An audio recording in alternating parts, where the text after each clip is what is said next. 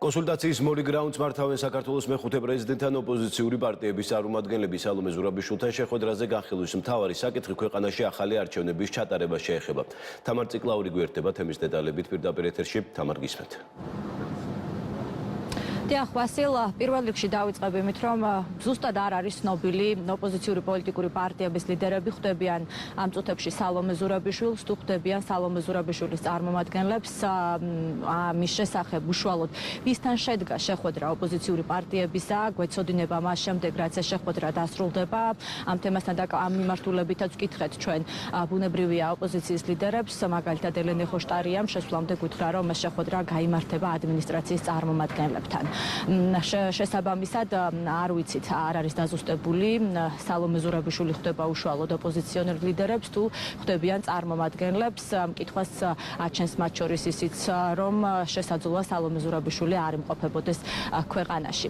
რაც შეეხება უკვე თავად შეხვედრას და მთავარ თემას, თუ რაზე მიმდინარეობს შეხვედრა, როგორც ოპოზიციური პოლიტიკური პარტიების წარმომადგენლები ამბობენ და უნდა ითქვას, რომ აქ იმყოფებიან 4-ვე ბარიერ გადალახული პოლიტიკური პარტიის წარმომადგენლები. ეს ეხება იმას, თუ როგორი უნდა იყოს სტრატეგია და გეგმა, რომელსაც ოპოზიცია აირჩევს იმ შემთხვევაში, თუ კი ქვეყანაში ჩაინიშნება ახალი არჩევნები და როცა ოპოზიცია საუბრობს, რომ ისინი დარწმუნებული არიან, რომ ჩაინიშნება ეს არჩევნები და ამბობენ იმასაც, რომ ამ პერიოდისათვის უნდა იყვნენ მზადებაში და მზადყოფნაში ისინი გულისხმობენ იმას, თუ როგორ მათი მოსაზრებით როგორ უნდა ჩატარდეს შემდგომ უკვე ეს არჩევნები. სწორედ ამ მიმართულებით მუშაობენ ისინი უკვე შეიძლება ითქვას რამდენიმე კვირა მუშაობენ კონკრეტულ დოკუმენტთან დაკავშირებით, რომელშიც უნდა იყოს სწორედ ეს სტრატეგია გაწერილი. როგორც პოლიტიკური პარტიების ლიდერები ამბობენ, არსებობს განსხვავებული მოსაზრებები, უშუალოდ პარტიებს აქვთ საკუთარი მოსაზრებები, თუ რა ცვლილებები უნდა გატარდეს. მათი ნაწილი თვლის, რომ კონკრეტულ უწყებებში უნდა მოხდეს ცვლილებები და სწორედ აი ამ პოზიციების შეჯერების პროცესი მიმდინარეობს. ასეთია ის კომენტარები, რომელიც ჩვენ მოვისმინეთ შეხვედრამდე. ასევე უნდა ითქვას ისიც, რომ ამ შეხვედრაზე იმყოფებიან არასამთავრობო სექტორის იმყოფება რამდენიმე წარმომადგენელი და მათგანაც აი ამ შეხვედრის განმავლობაში ბუნებრივია ისინი ისაუბრებენ, როგორც მათ თქვეს, საკუთარ ხედვებთან დაკავშირებით, ამ მიმართულებით, რაც ეხება ახალ არჩევნებს.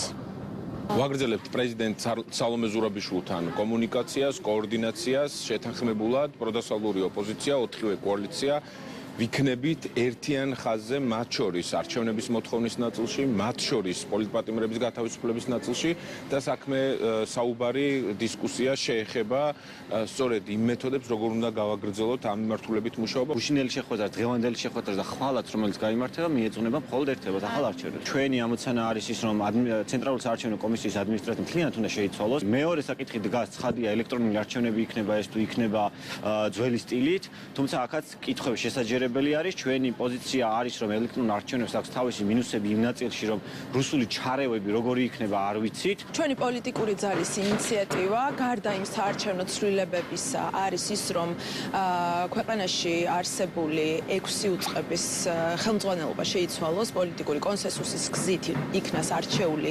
უწყებების პოლიტიკურად ნეიტრალური ხელმძღვანელობა. ეს ძალიან მნიშვნელოვანია ჩვენთვის და ასევე რა თქმა უნდა საარჩევნო ცვლილებები, რომლებიც ემსახურება საარჩევნო გარემოს გამთლიანებას, იმიტომ რომ ჩვენ ვიძახდით, რომ საარჩევნო გარემო იყო ძალიან პრობლემური ჩვენს ქვეყანაში. საარჩევნები უნდა ჩაატაროს აუცილებლად დამოუკიდებელმა საარჩევნო ადმინისტრაციამ, ასევე ის ინფრასტრუქტურაც, რომელიც არჩევნებს ახლავს, მათ შორის ინსტიტუციური ინფრასტრუქტურა, მათ შორის ძალოვანი უწყებები და ასე შემდეგ, იქაც არ შეიძლება, რომ ეს ყველაფერი ჩატარდეს გომელაურების და ლიულუაშვილების პირობებში. უცებ რომ დაინიშნოს არჩევნები, უცებ რომ რაღაცა სიტუაცია კარდინალურად შეიცვალოს ქვეყანაში, ჩვენ საზოგადოება ამისთვის უნდა ვიყოთ მზად.